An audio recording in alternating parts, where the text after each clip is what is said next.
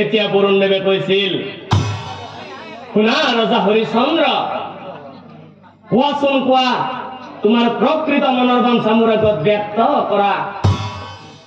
তেতিয়া ৰজা হৰিচন্দ্ৰই অতি দুখেৰে কৈছিল, প্ৰভু প্ৰভু, তোমাৰ কৃপাত যদি মোৰ এতে সঁচাকৈ পুত্ৰ সন্তান জন্ম হয়, তোমাৰ কৃপাত যদি মোৰ এতে সঁচাকৈ পুত্ৰ সন্তান জন্ম হয়, তেনেহলে প্ৰভু তোমাৰ নামত যজ্ঞ পাতি সেই পুত্ৰক বলি দিম মই।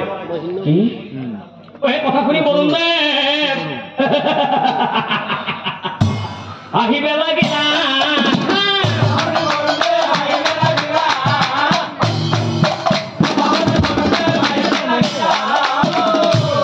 হৰিচন্দ্ৰ চাই পাছে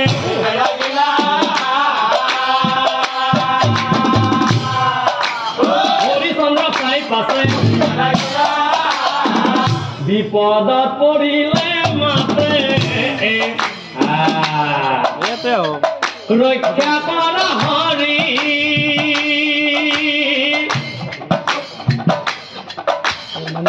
বিপদ পৰি যায়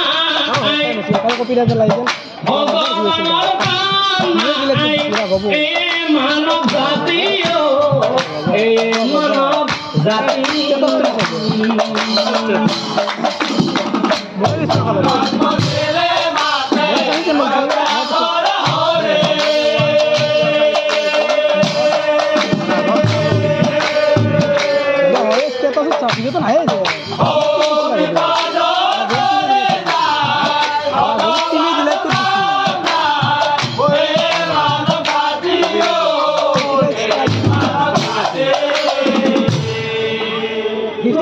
প্ৰভু তেনেকৈ নকবা প্ৰভু।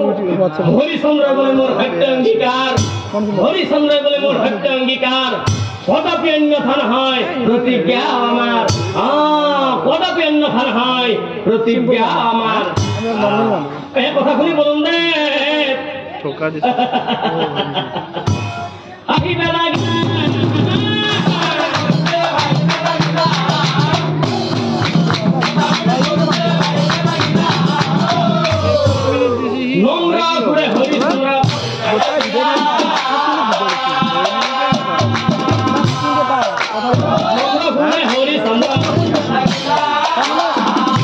শুনা ৰজা হৰিচন্দ্ৰ, তুমি আজিৰ পৰা হিচাপ কৰা যে, আজিৰ পৰা হিচাপ কৰা যে 10 মাহ 10 দিন হ'ব যিদিনা, 10 মাহ 10 দিন হ'ব যিদিনা সুন্দৰ পুত্ৰ এটি পাবা সিদিনা, সুন্দৰ পুত্ৰ এটি পাবা সিদিনা।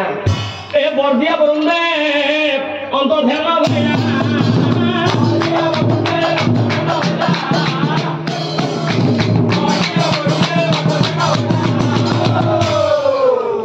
অনন্তৰে ৰাণী পাছে,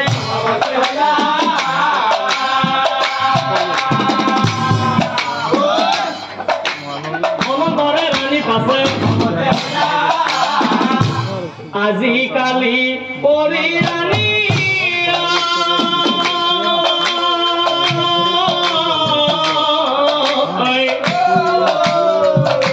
গৰ্ভবাৰী যাই,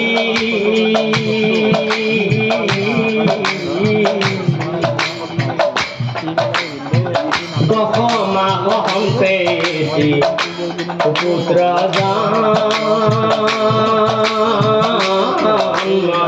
ভাই পুত্ৰ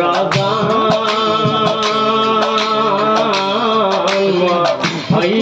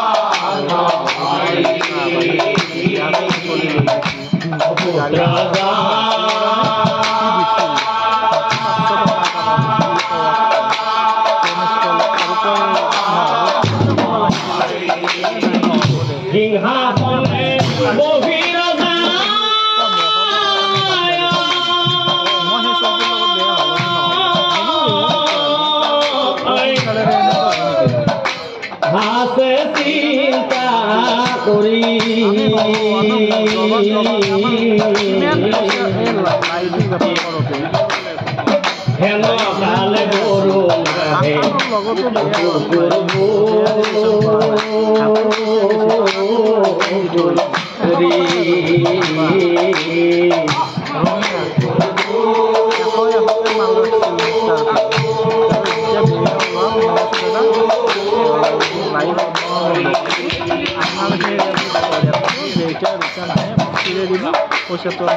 আছে বেতে ও প্যারানি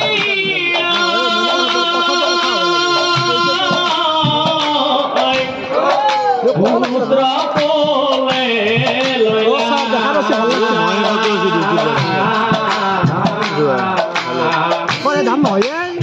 হেন কালে উপস্থিত হইলা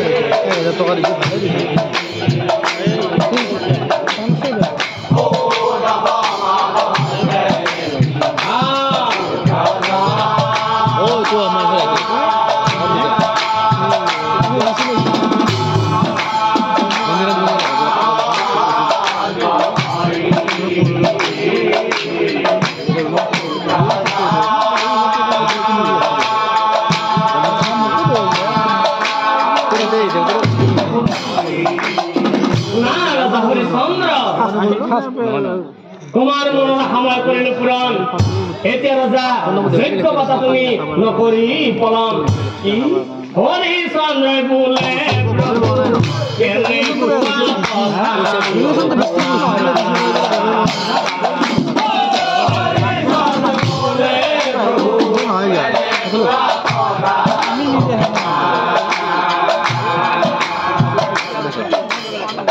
গুণী জ্ঞানী প্রভু তুমি